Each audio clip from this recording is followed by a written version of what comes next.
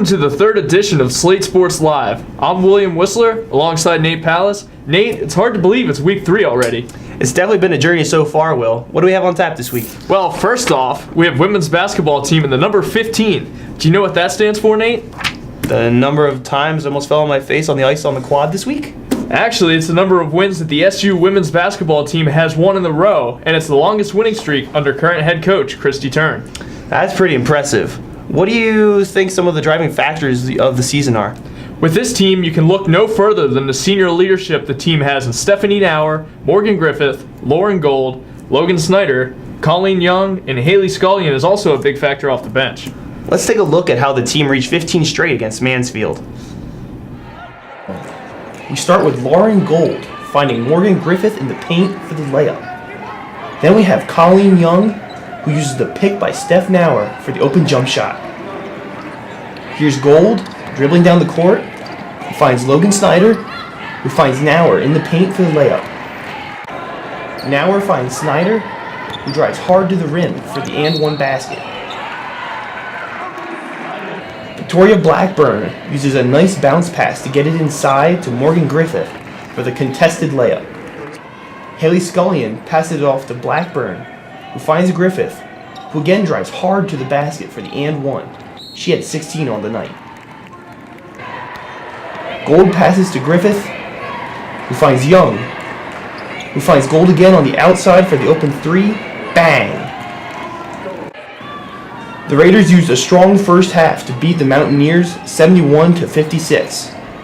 Here's Blair Garrett with Coach Turn after the game. It's a lot of fun. We have 7 seniors. They've been very focused this year because they know this is their last opportunity to leave their legacy here at Shippensburg, and I commend the effort that they've made since the start of the season. They deserve a lot of credit for how hard they've worked to put themselves into this position.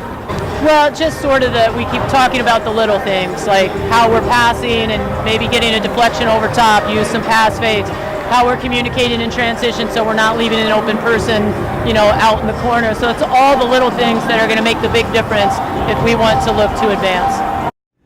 The SU men's basketball team surpassed its win total from last season with its win against Mansfield. The men's basketball team fell last season in the PSAC semifinals to Mercyhurst, but looks well on its way to a conference title. Let's check out the highlights. Starting off, we have John Costello, who passes off to Sleva, who drives into the lane before passing to Costello for the layup, then Sleva goes to work, cleaning up the mess and gets fouled in the process. Sleva would play a key role in the game for SU as he passes out to Clay Connor, who finds Justin MacArthur for 3. And then here's Sleva again getting a basket to fall. Here, Masali brings the ball up the court, passes to Clay Connor, who finds MacArthur again from downtown. Sleva once again hits from long range, and it was a career day for him as he scored 33 on the night. Here's Sleva after MacArthur missed, who hits the circus shot at the shot clock buzzer for 2. And once again, here's Justin MacArthur for 3, this time at the shot clock buzzer as the Raiders emerge victorious, 81-63. Here's Coach Fight after the game. Yeah, it was great. It was pretty tense there for a little bit, and they cut it to 2, and they had us on our heels some, but our guys responded well, and we came out and made the plays that we needed to down the stretch, both on the defensive and offensive ends. It was a great win. I told our guys that they're playing very well right now, and at this point in the season, any win's a good one. And but that we beat a good team tonight, and it's certainly something for us to build on. Here's Jamison Barker with track and field. The men and women's track and field teams had some stellar individual performances this weekend at the Henry Valentine Invitational in Boston. For the men, Chris Craig came just 0.04 of a second short of a school record in the 200-meter dash. In the high jump, Tracy Davis won with a mark of 6 feet 9 3/4 inches. Though not his best jump to date, Davis maintains his spot as one of 10 men in the country to clear 6 feet 10 3/4 inches. For the women, Casey Norton ran her first 5K of the season and notched the 15th best time in Division II. She ran her race in 17 minutes and 17 seconds. And of course, Sarah Hunt continued her tear, breaking another school record, this time in the triple jump with a mark of 39 feet 9 1/4 inches. That jump moved her from 8th to 7th place on the NCAA Division II performance list. The track and field teams will be back in action this week at Kutztown. This week's Raider Insider features the 2016 national champion field hockey team. Here's Blair Garrett with this week's Raider Insider.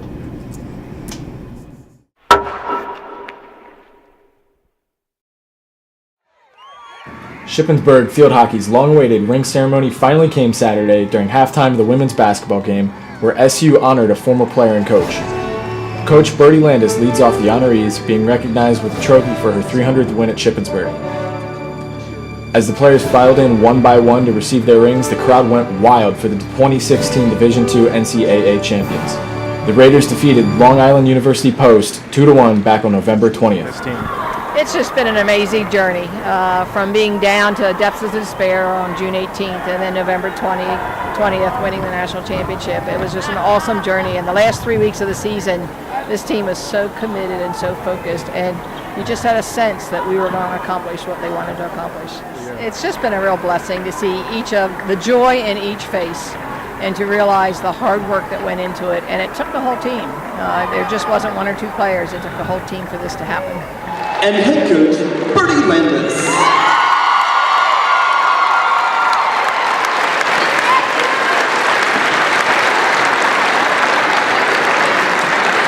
We would like to ask the Strauss family to please come forward.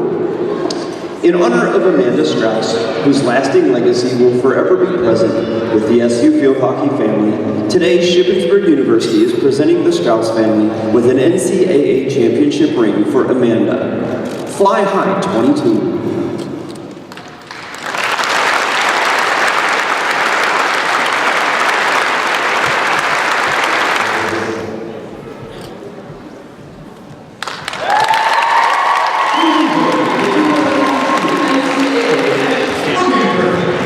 This team is actually super amazing. We got so close together and we had a common goal of winning this for ourselves, for coach, for Shippensburg, and especially for Strauss. And to be able to do that with such an amazing team was incredible. The senior class kicked off their collegiate careers with the school's first national championship in field hockey in 2013 and ends their Raider career with another one. It's like you start out with a national championship and you finish with one. It's like actually a dream come true for any athlete, and that my senior class got to do that is a really special moment.